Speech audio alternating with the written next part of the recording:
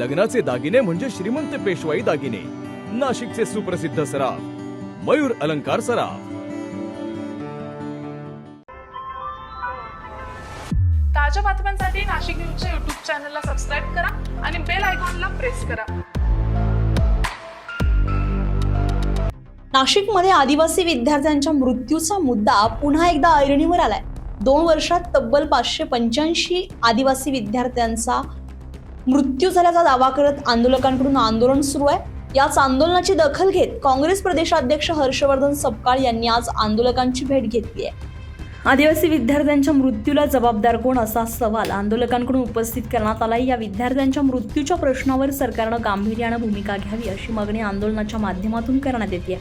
दरम्यान आंदोलकांच्या विविध मागण्यांवरून हर्षवर्धन सपकाळ यांनी सरकारवर निशाणा साधलाय. सर्पदंशामुळे मृत्यू झालेल्या विद्यार्थ्यांच्या कुटुंबियांना 1 कोटी रुपयांची मदत देण्यात यावी अशी मागणीही करण्यात आली आहे. संपूर्ण महाराष्ट्रामध्ये आदिवासी विद्यार्थ्यांचे आंदोलन सुरू आहेत. ज्या ठिकाणी विभागीय आदिवासी कार्यालय, विभागीय आयुक्त कार्यालय या ठिकाणी या लक्षवेधी अशा स्वरूपाच्या मागण्यांच्या अनुषंगानं आदिवासी विद्यार्थी बसलेले आहेत. त्यांच्या मागण्या अत्यंत रास्त आहेत. सरकारने त्या संदर्भात तातडीने निर्णय घेणं आवश्यक आहे. आणि यासोबतच गत 2 वर्षामध्ये आदिवासी वसतिगृहांमध्ये राहणाऱ्या 584 विद्यार्थी आणि विद्यार्थ्यांचे मृत्यू झालेले ही अत्यंत गंभीर बाब आहे. आणि ही एवढे मृत्यू का झाले असतील आणि गलतान कारभाराचा जेव्हा मागोवा घेतला तेव्हा मोठ्या प्रमाणावर भ्रष्टाचार होत आहे. सुविधांच्या अनुषंगाने भ्रष्टाचार होत आहे. अन्न जे आहे ते शिजवून व्यवस्थित दिल्या जात नाही अशा स्वरूपाच्याही तक्रारी आहेत.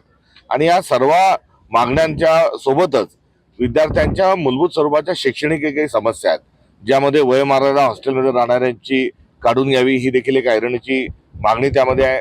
राहुल गांधी हे छात्रवृत्तीच्या अनुषंगानं जेव्हा पुण्याला आले होते तेव्हा या संपूर्ण आदिवासी विद्यार्थ्यांच्या आंदोलनाचं प्रतिनिधित्व करणारी एक विद्यार्थिनी जेव्हा बोलली त्यावेळेस राहुल गांधींनी देखील या सगळ्या आंदोलनाला आपलं समर्थन दिलेलंच आहे.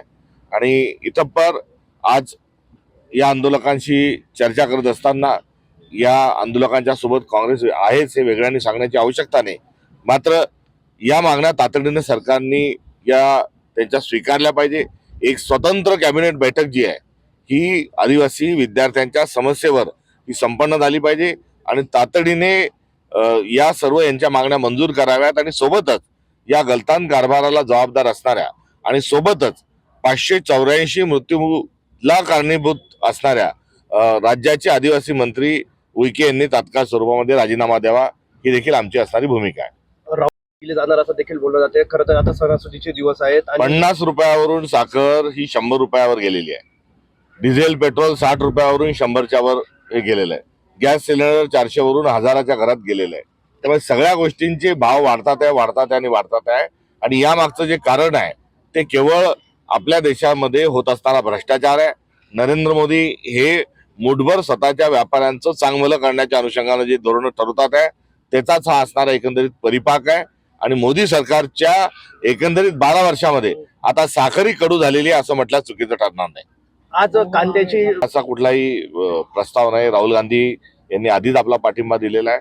आणि एवढंच नव्हे तर जी या आंदोलनातली एक आंदोलिका, एक विद्यार्थिनी, एक प्रतिनिधी यांनी राहुल गांधींना जेव्हा चर्चा झाली तेव्हा उभ्या जगाने, भारताने, महाराष्ट्राने बघितलं की तुमच्या आंदोलनाला मी भेट द्यायला येईल अशी भूमिका राहुल गांधींनी आधीच घेतलेली आहे.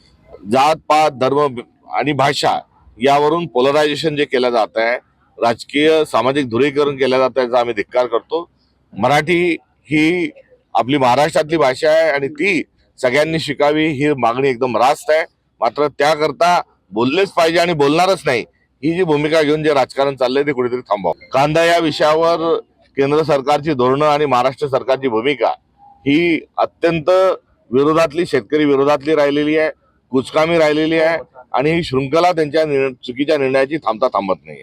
पेपर वारंवार फुटतात आहे आणि पेपर फुटीचा जो प्रश्न आहे तो प्रश्न घेऊन काँग्रेस मैदानात उतरलेली आहे. तसेच 5 ऑगस्ट 2026 रोजी जारी करण्यात आलेला सुधारित GR रद्द करावा अशी प्रमुख मागणी आंदोलकांकडून करण्यात आली आहे. आदिवासी विद्यार्थ्यांच्या मृत्यूचा प्रश्न आणि आंदोलकांच्या मागण्यांवर आता सरकार काय भूमिका घेत आहे याकडे लक्ष लागलंय. संजय परमार, नाशिक न्यूज, नाशिक.